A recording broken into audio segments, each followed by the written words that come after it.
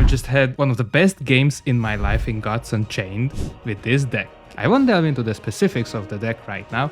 Instead, for this time, I brought to you a gameplay video to showcase a game that I had with this deck for you to gain some insights about how to play with this list. So let's see how the match unfolded. With my current starting hand, I was heavily focused and invested on going second. As Time Bomb and Atlantean Raptor are really good, we see that I get a 1-drop, so I immediately slap that down. In addition to the reactive cards, we have a Face Touch Golem that can easily give ward and protect from spells or creatures. Our opponent is playing some kind of weird deck, 1/6 taunt, gonna be a problem getting through. Though I don't think that I can save up time. I need to smash the attack, need to put the pedal to the metal. I was really happy when my opponent didn't do much, only a god power, though it was very effective.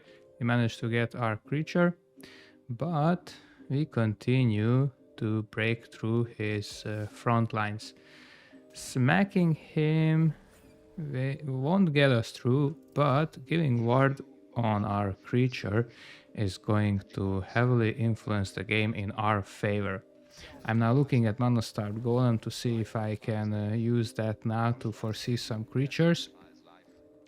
And our opponent played a very good card to pop our wards. So I'm in a situation where I need to be very careful what I do and what I play, because I just traded out my creatures and I don't have ward. Let's see if Atlantean Raptor can help us. In this case, it didn't. Usually 99% of the time it does, but now we can expect a Foresight Thesis to come. And to be honest with you guys, I don't like the position where we at. We don't have any diversity. Thankfully we have one creature, and with one creature we can foresee and set up our draws. So I'm really looking forward and trying to foresee the game. How can I maybe use Francesca in this situation? Because that's going to have a great impact. That's gonna turn around the game if we can manage to smack him with a 15-15. So I had these 1-drop creatures that I put in order. I was just doing the calculation. Okay, I'm gonna draw them now, and how can I proc Francesca? I'm happy with this decision that my opponent made, because he used up all his turn just to trade my creature with his resources and pass the turn. So now I am filling up my hand, setting up Francesca, and this is a very favorable position now. If we can manage to do that, his deck and my opponent is on the defensive side. Very strong creatures, taunts with big numbers, big health, and accompanied with spells. So we see that he runs this interesting Tonk deck, and he's gonna kill off one of my creatures.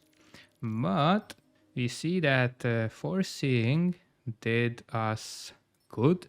We are going to proc Francesca now.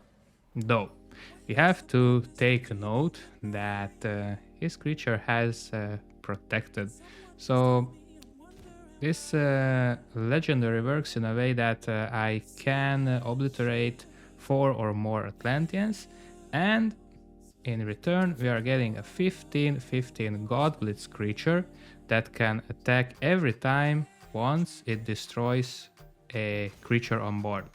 So in our case, that's not going to happen, because actually this wall is gonna stop us, and obliterated creatures get obliterated, meaning that the death rattles won't proc. Though we can expect some kind of shenanigans, and we see Ratify. So we're back again at square one. We can destroy the gate, though now if we can get double protected, that's gonna put us in a very good position. And Undertow Rover is a very good card if we can manage to stick an Atlantean on the board.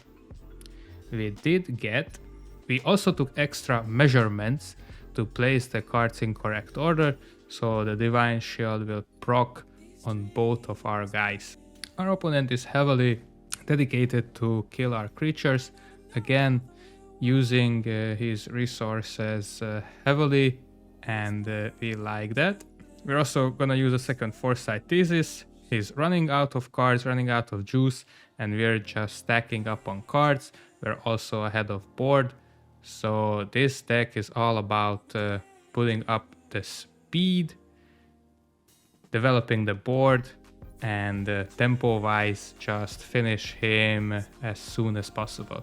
Though with our opponent now, as we can see, he's some kind of frontline heavy build, frontline heavy deck. We're now at 7. So mages have a strong 7 mana spell called Unbound Flames, and it would be devastating for us to have that. Though having a big creature with armor isn't as good as we'd like to, but these protected are gonna do their magic. So we got a second 4/3 with protected. We're gonna sag that in so that for the next turn with the 4 damage we can easily kill that one safely, I would say. Presumably not to overextend with our resources, because you never know when can you expect a board clear, a board wipe from these nasty mages. We're in a good position and what to expect, another frontline creature with armor.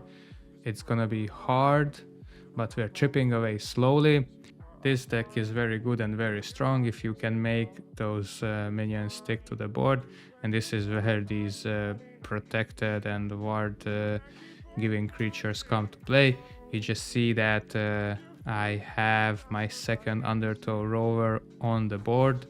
I mean in my hand. We're gonna put it very shortly on the board.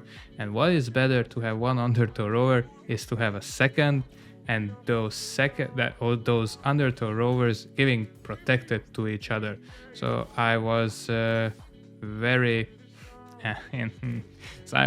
happy to see that my prediction came true. We have the wand, we have the protected, so if he can't pull something crazy out of his hat that we can very much see that he isn't doing, we can call it a game and call it a day. This has been a very good game, a very good showcase game to show what can these Atlanteans do, even against all odds, even against these big creatures that prolong the game.